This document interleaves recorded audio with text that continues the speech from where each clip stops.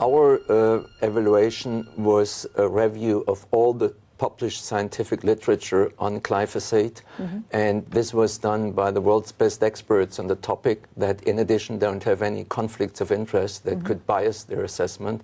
And they concluded, yes, glyphosate is probably carcinogenic to humans based on 3 strings of evidence.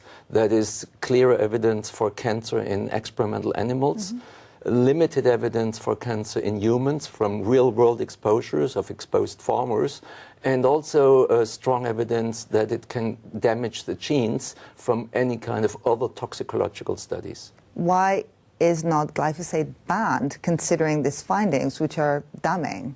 This is really an independent review of all the published literature that then leads to a classification of what we know about the substance, and particularly its cancer-causing effects. But then it's to other agencies, WHO internationally or other national agencies, to turn that into a risk assessment and decide on the different exposure scenarios as a farmer, from the diet, in cosmetics, wherever the substance can end up, to come up with conclusions. Last May, a joint Food and Agriculture Organization, FAO, WHO panel gave glyphosate a clean bill of health.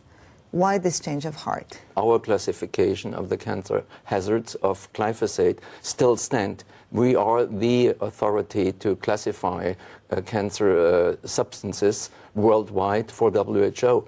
And it was then this other panel that looked at a very narrow angle of exposure from the daily food, and then came up with the conclusion on how much of that may be safe or not. But as a consumer, as a farmer, as an occasional beer drinker, as somebody who likes to sit in parks that have been treated with glyphosate, what and who should I believe?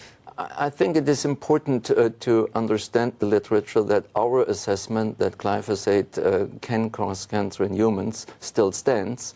And then you have to look at the other assessments for the specific scenarios, and that is not my authority to comment on these other evaluations. There are credible reports that emerge after this joint FAO-WHO panel back in May that some of the scientists had received payoffs by Monsanto, which is the #1 producer of glyphosate. I mean, is it, as a scientist, are you disturbed by this kind of reports? It is an important topic that needs important scrutiny, yes.